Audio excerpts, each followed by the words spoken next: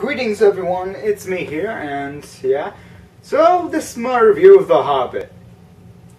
Yeah, I saw the movie like on the day it came out. It wasn't a midnight premiere, but I still saw it on the day it came out. Yeah, I really liked it. I thought it was great. I looked at the reviews online, saw how other people thought about it, saw the douchebags of Rotten Tomatoes not give it a high enough score because they're douchebags. Yeah, so what else is new? Yeah. Yeah, so, The Hobbit. Yeah, this is what you could call, like, the Hobbit trilogy. Like, this is the first chapter of the Hobbit trilogy, An Unexpected Journey.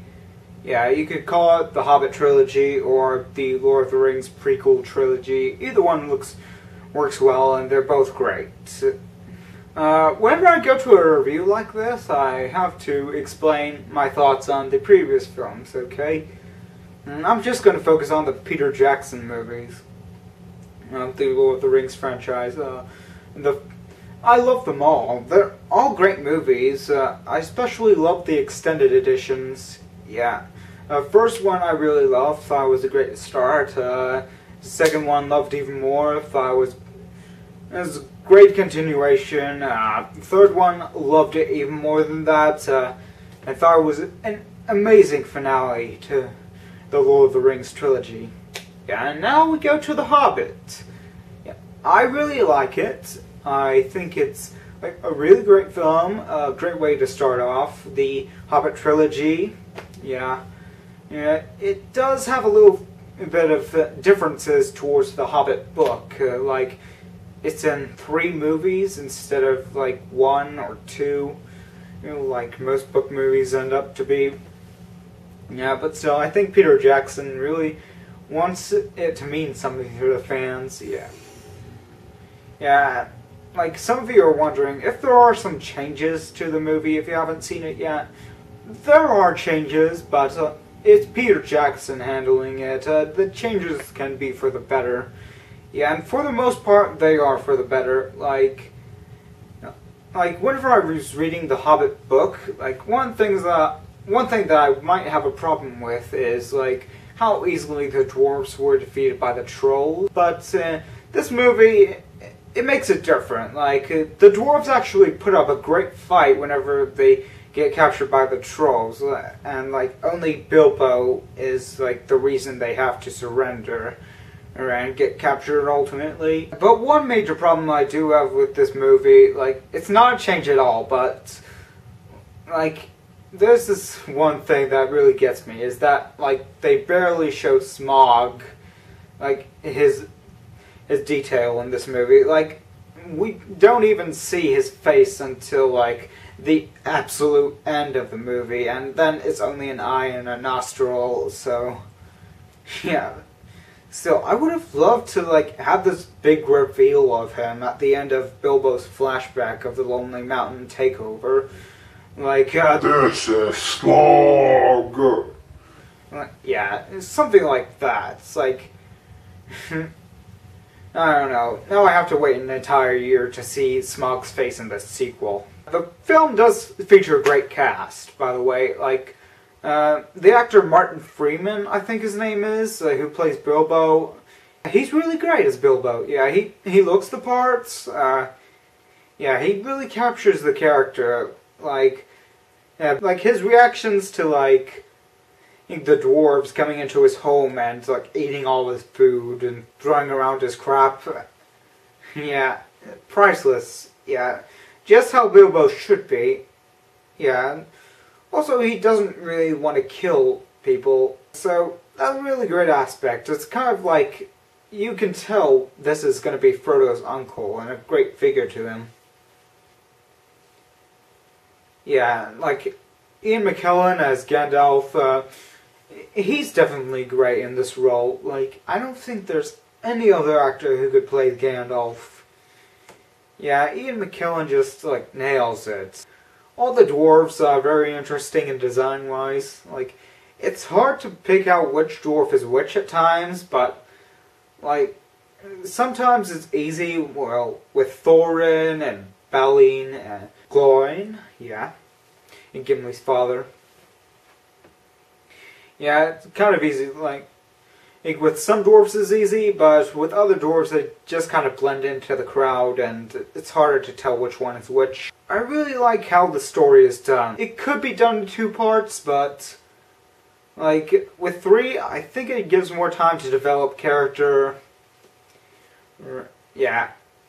So that's a light side to having it stretch out into a trilogy. Yeah, and there is some great character development in this movie. Like with Thorin, definitely. He's a great part of it. Yeah, I really like his character in this movie. Like, he's a great leader. He wants to get the dwarves back into their home. Yes, he wants to rid the world of smog. Yeah, plus, I really love this backstory they have to him. Like, for spoilers, like, there's this orc villain who, like, turns out to be kind of like the main villain of this movie, as we don't see much of Smaug. Yeah, so there's this orc that's Thorin's enemy that kills his grandfather and his father. Yeah, and I really like how that backstory is played out, and we see that flashback to the Battle of Moria. Yeah, I think it's really well done. Plus, the orc villain, I would not expect much from him because, well, as orcs are the battle droids of the Lord of the Rings universe, then, like, you pretty much just cut them once and they die. Yeah, but still, with this orc, I think he's something different, something new. Yeah, kind of like Gothmog in the Return of the King. What to say about the 3D too? Like, at times it works, but at other times, not much of a difference, but still, it is great for what they have. I don't know if it was shot in 3D or if it was, like, put into 3D in post-production, but still, it worked well with what it had. It's not like The Amazing Spider-Man in 3D, so yeah. Plus, I really like how much of the original cast they managed to squeeze into this film. Like, the original Bilbo actor, like Ian McKellen, Elijah Wood's in there, and like the scene that takes place right before Fellowship of the Ring. Yeah, and like they also get Hugo Weaving, Christopher Lee, that chick who plays Galadriel. Yeah, it's really great to see all these actors back in there. Plus, I think we can all agree whenever I say that Hugo Weaving needed to redeem himself after playing Red Skull in that terrible Captain America movie. Yeah, so what can I say? Like, well, I really love Andy Serkis in this movie as Gollum. Like, there's this one scene that really gets me whenever I see this movie. Like, a goblin goes down a hole with Bilbo, and then, like, Gollum goes up to it and kills it with a rock. Yeah, that was pretty funny. Yeah, I gotta give props to that. Like, and he's really fun and full of energy in this movie. Yeah, I really like how he's done. Yeah, plus that scene whenever he figures out he loses the ring, and yeah. Yeah, it was really done well. Like, I really like Gollum's freak-out moments. If Baggins loses, we eat it whole.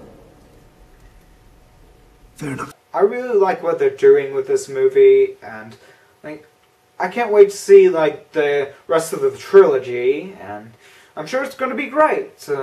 Yeah, it's definitely great to see a Peter Jackson film in theaters again. So I guess that's my review. Okay, see you later. Okay, and next I'm going to be doing my Christmas review.